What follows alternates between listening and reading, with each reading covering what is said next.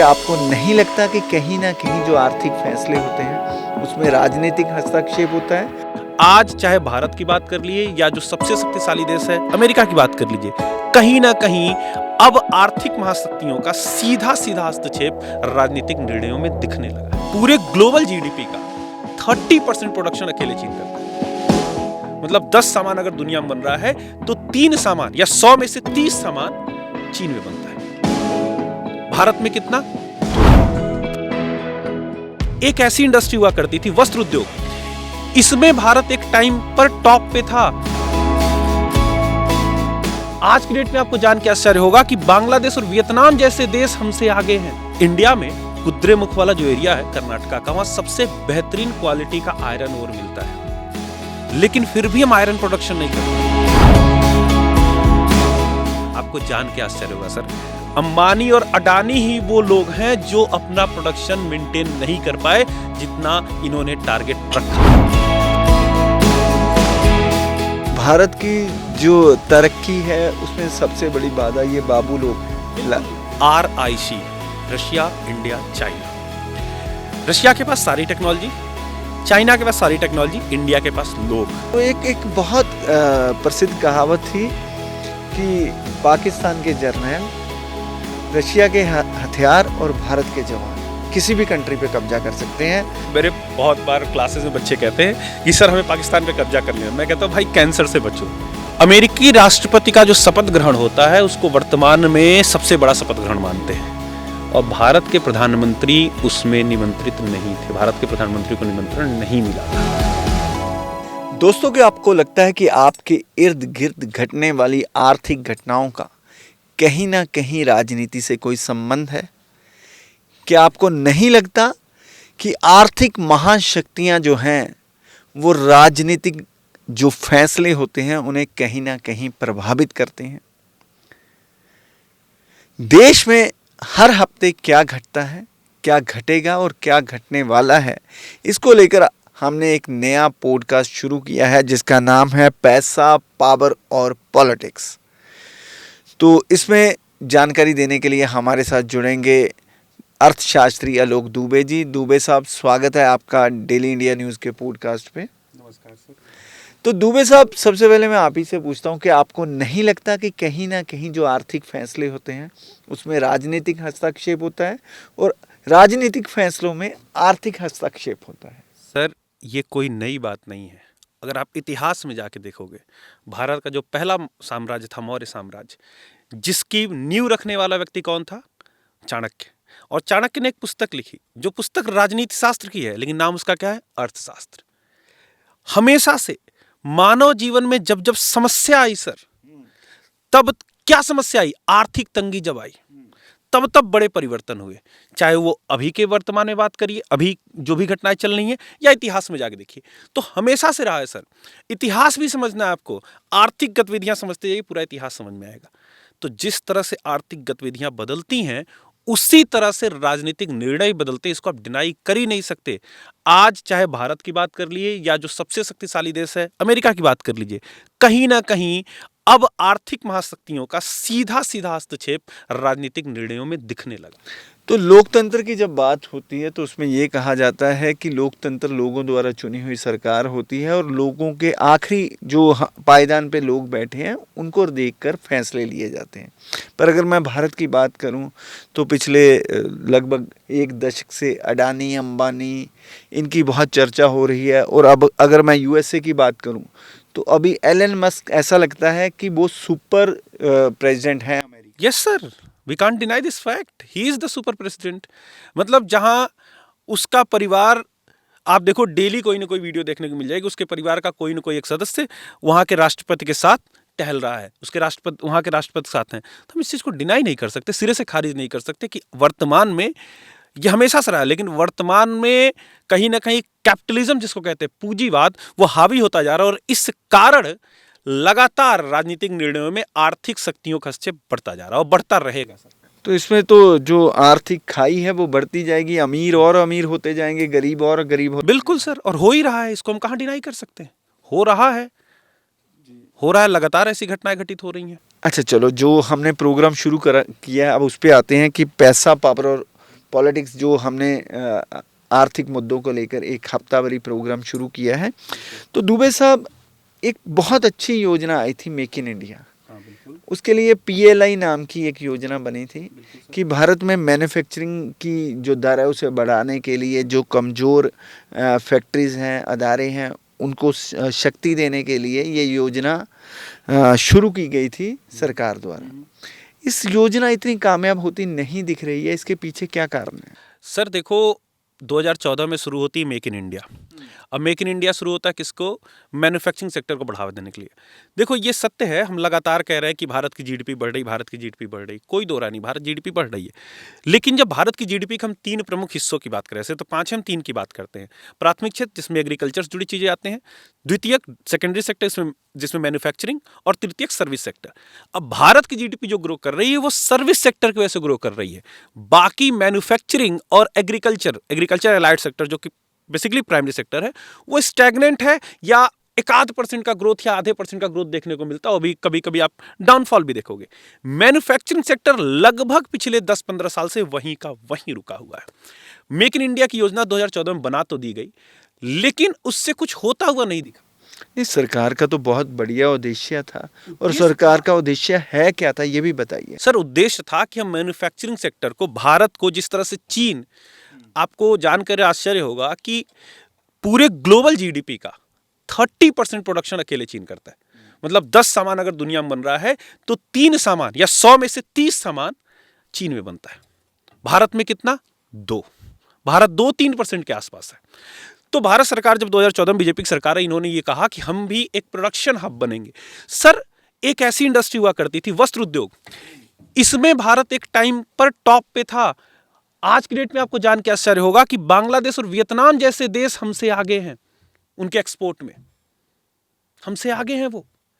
तो इसको बढ़ावा देने, मैन्युफैक्चरिंग को ठीक करने के लिए भारत सरकार ने एक योजना बनाई जिसका नाम था मेक इन इंडिया। कमी कहाँ रह गई जब सरकार इतनी जो थी योजना लागू करने के लिए वचनबद्ध थी, तो कमी कहाँ रह गई? तो क्या कोई नेशनल कैरेक्टर की कमी रह गई? क्या क्या कमी? सर जो सबसे बड़ी समस्या है, एक मैं यहां मानूंगा, लैक ऑफ स्किल।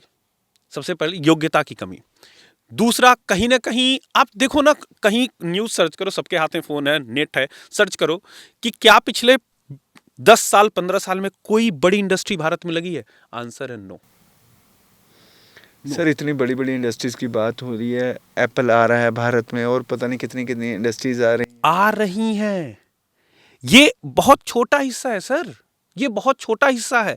हमें उन इंडस्ट्रीज की बात करनी है जो सच में मैन्युफैक्चरिंग। सर आपको एक कड़वी सच्चाई बताता हूं। इंडिया में कुद्रेमुख वाला जो एरिया है कर्नाटका का, वहां सबसे बेहतरीन क्वालिटी का आयरन ओर मिलता है, लेकिन फिर भी हम आयरन प्रोडक्शन नहीं करते हैं। वो सिर्फ उसको पिघलाते हैं और जापान भेजते हैं, और जापान से वही फिर इस्पात बन के हमारे यहाँ के बिकता है, हमारे मार्केट में बिकता है। हम प्रोडक्शन नहीं कर रहे। कारण, energy is the biggest problem. कारण यह है कि जब जब ऐसे प्रोडक्शन को बढ़ाना पड़ेगा तो एनर्जी की जरूरत पड़ेगी, इलेक्ट्रिसिटी, और इलेक्ट्रिसिटी के लिए क्या? कोल बेस्ड इलेक्ट्रिक प्लांट थे।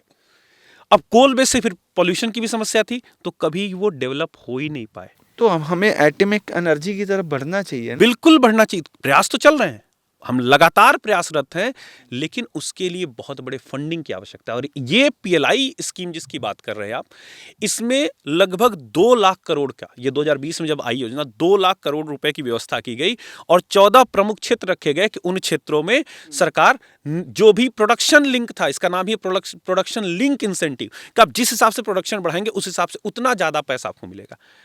कुछ सेक्टर, इसी की देन है जो फॉक्सकॉन जो एप्पल का प्रोडक्शन करती है, उसने प्रोडक्शन बढ़ा लिया।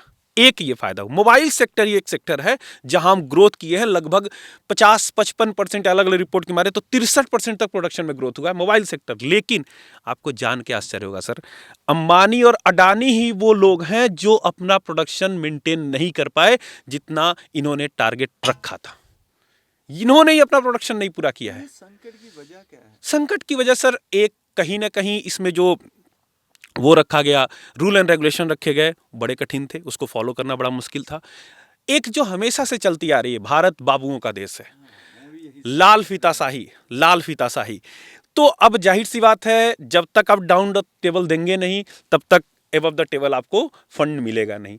तो इसमें एक बड़ी समस्या ये हुई कि जो फंडिंग रिलीज करनी थी, जो 2 महीने 3 महीने होना चाहिए, उसमें एक साल लग गया। तो सर कंपनियों ने भी छोड़ दिया भरोसा, कहा छोड़ो, जब हमें अपने से ही करना है तो हम अपने हिसाब से करेंगे, फिर सरकार से बंध के क्यों करें। तो भारत की जो तरक्की है उसमें सबसे बड़ी बाधा ये बाबू लोग हैं। बिल्कुल सर, इस बात को हम डिनाई, अगर ऐसी योजनाएं भी विफलता के कगार पे आके खड़ी हो जा रही हैं तो हम इस बात को कतई डिनाई नहीं कर सकते कि कहीं ना कहीं कमी है।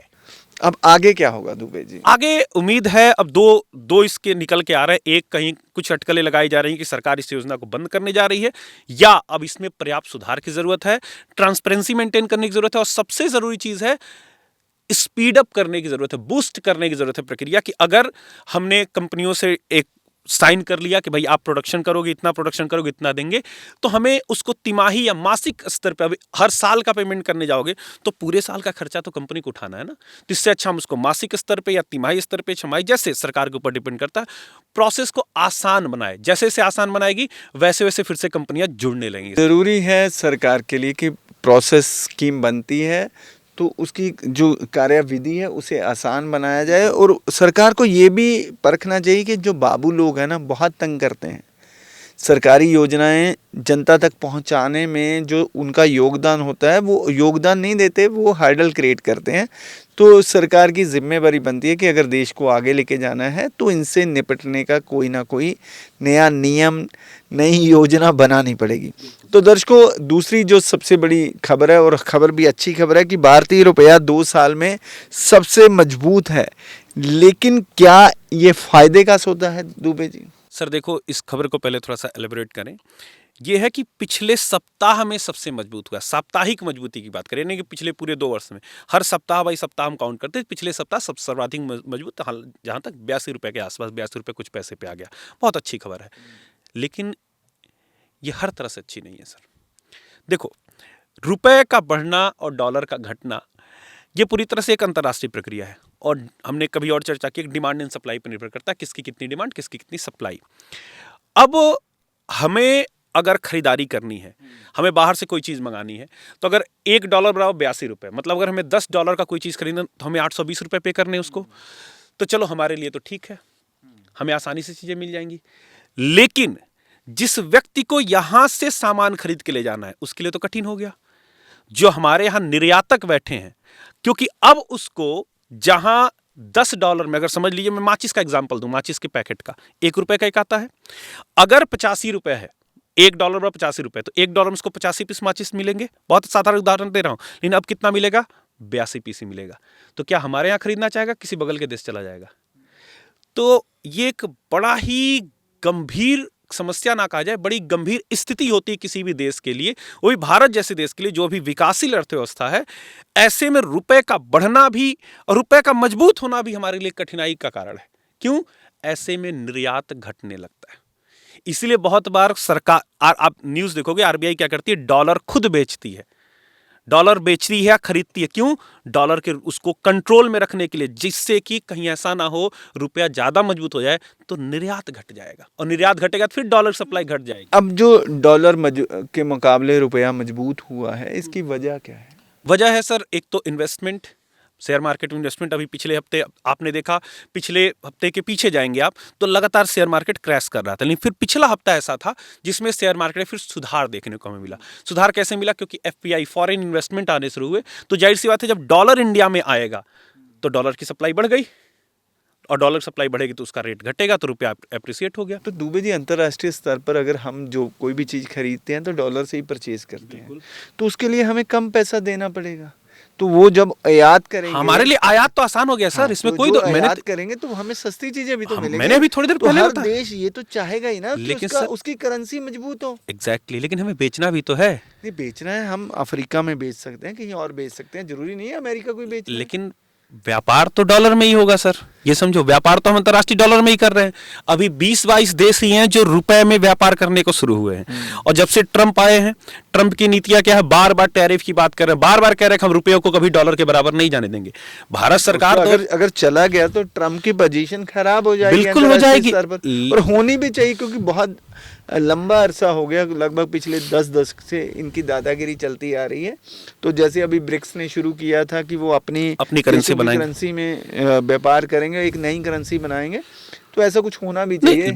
बिल्कुल दुर्गेश जी, अभी के समय में लगभग 20 से 22 देश, अभी का डेटा हो सकता है इसमें बढ़ा हो, 20 से 22 देश ऐसे हैं जो भारतीय रुपए में व्यापार करना शुरू कर दिए। तो अच्छी बात है। अच्छी बात। दुबे जी, रुपए की मजबूती से फायदे क्या होंगे? फायदे यही है सर कि हमारे लिए आयात आसान हो जाएगा जी, ठीक है, लेकिन फिर वही नुकसान है, निर्यात हमारे लिए कठिन हो जाएगा। क्योंकि सर देखो, समस्या तब ये होती अगर हम विकसित राष्ट्र हो जाए, हमारी भी इकॉनमी 10 ट्रिलियन डॉलर तक चली जाए, जो मोदी जी का सपना हम 2047 तक करेंगे, कैसे करेंगे उस पर कभी और बात कर लेंगे, वो अभी होते हुए नहीं दिख रहे, लेकिन ठीक है मान लेते हो जाए, हमारे पास उतना बैकअप क्रिएट हो जाए कि अगर हम कुछ समय तक निर्यात ना भी कर पाए, अगर हमारे निर्यात पे पाबंद, जैसे अब देखो रूस का उदाहरण देखो, रूस पे कितने सैंक्शन लगे, उसके पास इतना बैकअप, उसको कोई फर्क नहीं पड़ा, लगा लो सैंक्शन। हम सर रिसोर्स डेफिसिट कंट्री है, बहुत सारी ऐसी वस्तुएं हैं जो हम, जिनके लिए हम लगातार विदेशी देशों पे, सर खाद का उदाहरण लीजिए ना, पोटास की भारी कमी है भारत में, वो हमें मंगाना ही है विदेशों से, तो और एनर्जी, क्रूड ऑयल, ये हमें मंगाना ही मंगाना है, तो फिर हमें तो डॉलर चाहिए ना, और अगर हम निर्यात नहीं करेंगे डॉलर कैसे आएगा? क्या हम इराक के साथ, इराक की जो करेंसी है या ईरान की करेंसी है, अगर उससे ट्रेड करना शुरू कर दें तो इसका फायदा होगा? संभावना है सर ये, लेकिन फिर वहीं देखो एक ये तो कहीं ना कहीं जो अमेरिका की दादागिरी है वो बिल्कुल कम होगी हो सकती है सर, लेकिन होता हुआ नहीं दिख रहा है, क्योंकि अमेरिका ने पूरे, अगर रशिया एक महाशक्ति की तरह उभरता है सर ये तो मैं आने वाले लंबे समय से लग रहा है कि हो सकता है, लंबे समय से कहता आ रहा हूं कि एक संभावनाएं दर्शाई जा रही हैं, RIC, Russia, India, China. Russia के पास सारी टेक्नोलॉजी, चाइना के पास सारी टेक्नोलॉजी, इंडिया के पास लोग। अगर ये तीनों इकट्ठे हो जाए, जो बार बार जब से रशिया और यूक्रेन युद्ध चल रहा है, बार बार कहा जा रहा है कि अगर ये संभावना बनी कि अभी हमारे प्रधानमंत्री का एक बयान आया था, उन्होंने एक स्टेटमेंट करके एक पॉडकास्ट में जवाब दिया था, चीन हमारा दुश्मन नहीं है, चीन के तरफ से अगर उस तरह की पहल शुरू हो और भारत चीन एक साथ आ जाए और बस रशिया का मैं सपोर्ट किया, उसके बाद तुम पूरी दुनिया को अपने उंगलियों पर नचा सकते हैं। लेकिन वो तो एक बहुत प्रसिद्ध कहावत थी कि पाकिस्तान के जर्नल, रशिया के हथियार और भारत के जवान किसी भी कंट्री पे कब्जा कर सकते बिल्कुल, हैं। हाँ। तो अगर ये पाकिस्तान भी साथ आ जाता है, हमारा पड़ोसी मुल्क है, तो अच्छी बात होगी। वो तो आने से रहा सर, हाँ वो एक आने से रहा सर। और मेरे बहुत बार क्लासेस में बच्चे कहते हैं कि सर हमें पाकिस्तान पे कब्जा कर लिया, मैं कहता हूँ भाई कैंसर से बचो, वो ना ही आए तो ठीक है, रहने दो, क्योंकि वहां इतनी विसंगतियां हैं, इतनी, मतलब मैं तो कहीं कहता हूँ कि यार कॉमेडी करने के लिए देश बना लिया, देश नहीं, देश के नाम पे कॉमेडी चल रही, क्या चल रहा है भाई, कुछ भी और सर, हाँ उस देश की स्थिति है ये। कभी उस पर हम अलग, कभी एक एपिसोड में चर्चा करें, जो हम पाकिस्तान की बात करेंगे, आप सिर्फ हंसोगे, चल क्या रहा है भाई।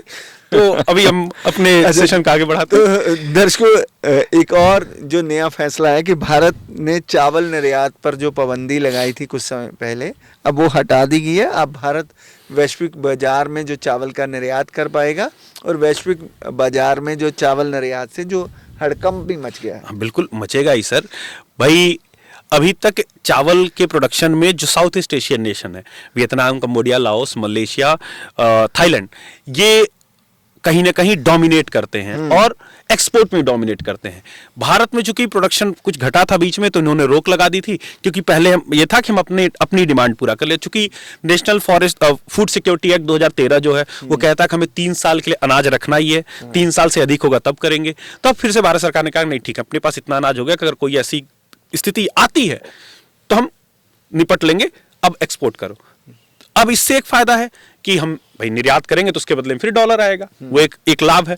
दूसरा नुकसान, इन देशों से कंपटीशन बढ़ जाएगा, और इन देशों से कहीं ना कहीं नहीं प्रत्यक्ष रूप से, परोक्ष रूप से हो सकता है रिश्ते खराब होते हुए। देखो वैसे इतना फर्क नहीं पड़ने वाला, इतने बड़े देश हैं नहीं, अगर वो निर्यात करते हैं तो उनके रिश्ते हमसे खराब हो सकते हैं। हाँ। ये तो हम सभी का हक है ना। कॉम्पिटिटिव मार्केट ऑर्गेनाइजेशन में जो वैश्विक बाजार है, तो सभी को समान अधिकार मिले, अधिकार हैं। लेकिन देखो सर यहाँ क्या है, अब वो देश हमारे एक राज्य की जनसंख्या के बराबर है, तो उनका प्रोडक्शन उतना ही है।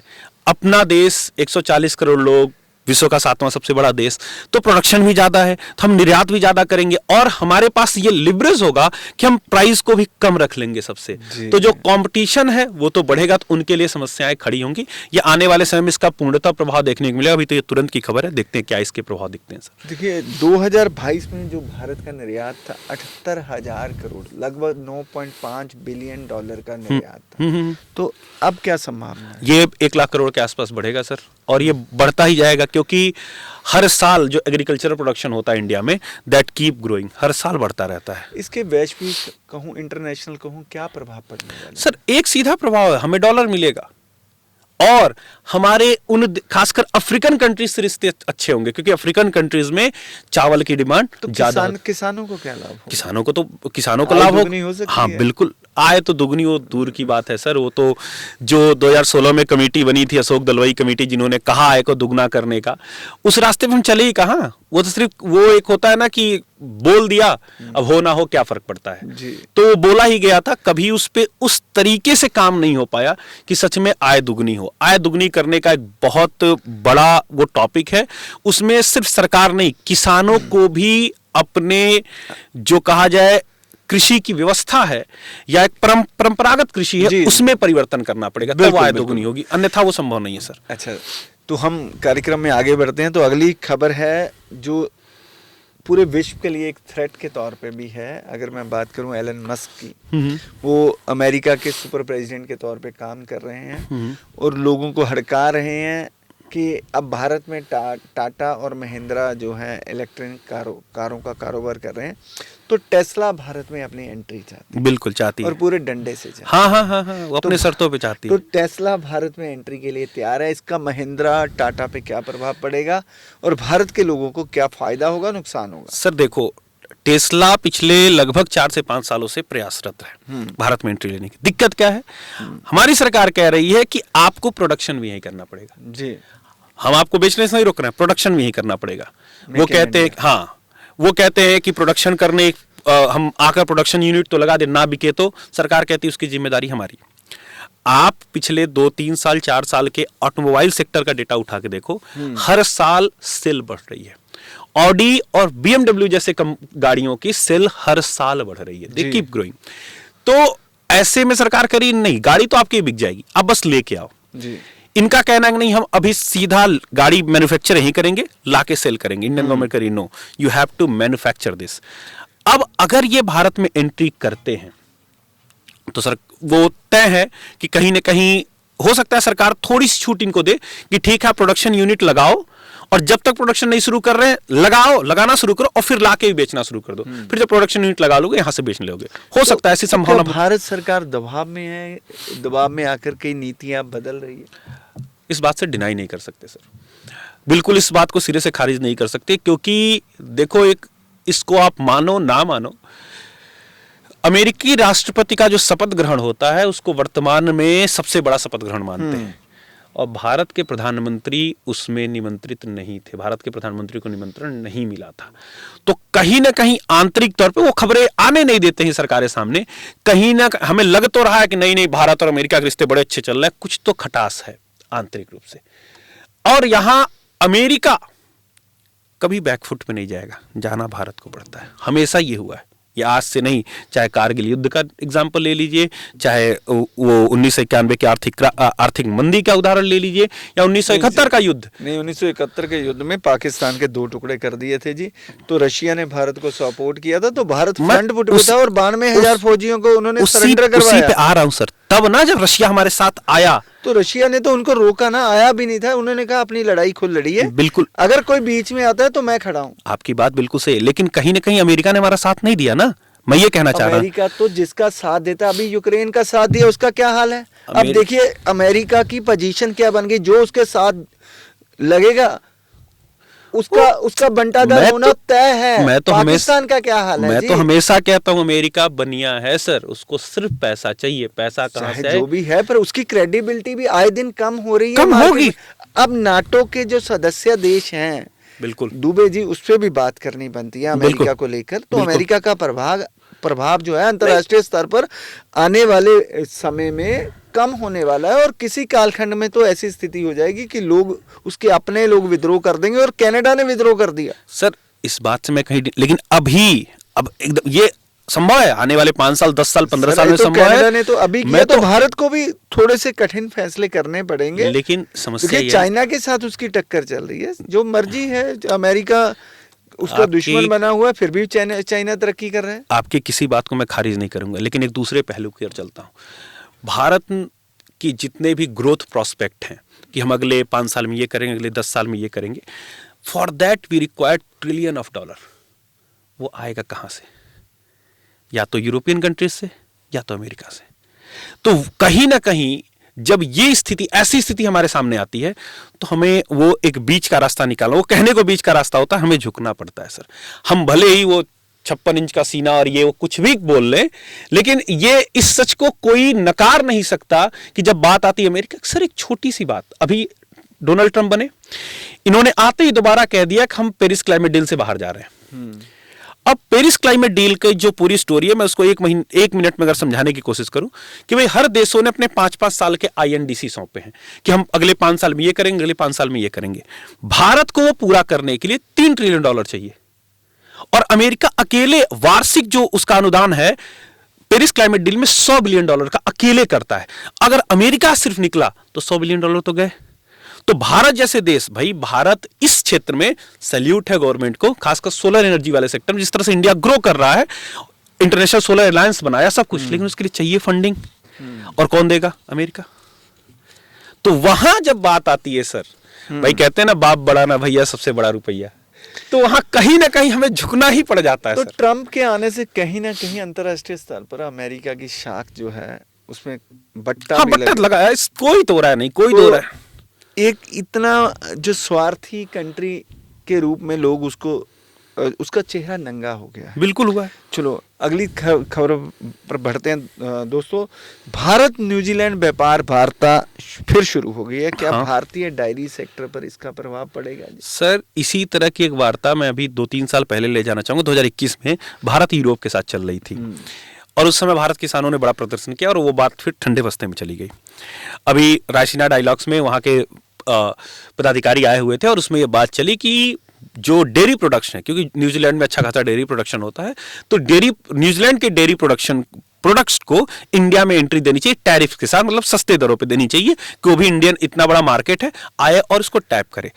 लेकिन इसकी समस्या पड़ेगी जो लोकल डेयरी प्रोड्यूसर्स। हमारी डिमांड तो ज्यादा है, प्रोडक्शन तो है नहीं। हाँ, तो उसकी वजह से रासायनिक दूध बन रहा है और चीजें बन रही हैं, तो ये तो हमारी जरूरत है। बिल्कुल है सर, लेकिन इसे हम आप स्वीकार कर लेंगे। जो एक किसान या जितने जो हमारी जो जरूरत है उसे पूरा नहीं कर पा रहे, अब क्या करेंगे? सर एक बात बताओ, जितनी भी कोऑपरेटिव सोसाइटीज चल रही हैं, चाहे आपका अमूल पहला सबसे बड़ा, आनंद, यहाँ बेरका है, वीटा है, आपका बिहार में सुधा करके चलता है, मदर डेयरी करके चलता है, हर जगह आनंद, हर जगह अलग अलग ब्रांड्स हैं, और सब अच्छा खासा काम कर रहे हैं। लेकिन ये सच है कि जितनी डिमांड है उतना प्रोडक्शन नहीं हो रहा है। फिर भी अगर इस तरह की ये डील्स आगे बढ़ेंगी, तो कहीं ना कहीं ये फिर किसान बंधु सड़कों पे आ जाएंगे कि हमारी रोजी रोटी के लिए खतरा है। क्यों? उसका एक कारण होगा। इंडिया में अभी भी सर बहुत सारे सेक्टर्स में जो इंटरनेशनल स्टैंडर्ड्स होते हैं उसको फॉलो नहीं किया जाता है। ये कंपनी जब आएंगी, they will follow every standard, तो जाहिर सी बात है जो कस्टमर होगा वो तेजी से इनके साइड भागेगा, तो इनका कस्टमर बेस घटने का डर रहेगा ही रहेगा। तो फिर ये उसी जितनी भी कोऑपरेटिव सोसाइटी जो मिल्क प्रोडक्शन कर रही हैं, ये फिर से सड़कों पे आएंगे, फिर से बवाल शुरू होगा। हालांकि अभी तो ये एक तरह से कहा जाए कि कागजों में बात चल रही है, ये पहले लागू हो, और लागू होने के हमें कुछ समय बाद इसके सही मायने दिखने होंगे कि क्या है, लेकिन फिर ये प्रदर्शनों का दौर ही एक शुरू होने वाला है। तो दुबे जी, आपको लगता है कि सरकार कोई न्यूजीलैंड के जो दूध उत्पादन करने वाले हैं उन्हें कोई टैरिफ में छूट देगी, या कहें कोई स्पेशल हमें कहीं पैकेज देगी, कुछ ऐसा होने वाला लगता है? मेरे को नहीं लगता कि सरकार अपने जो दूध के उत्पादक हैं उनके हितों से खिलवाड़ करेगी। हाँ, ये इसके भी दो पहलू हैं सर। एक है खिलवाड़ करना, और दूसरा पहलू है कि भाई हमें भी तो अंतर्राष्ट्रीय संबंध बनाने और हमें भी तो अन्य देशों से निर्भरता कम करनी है। हाँ।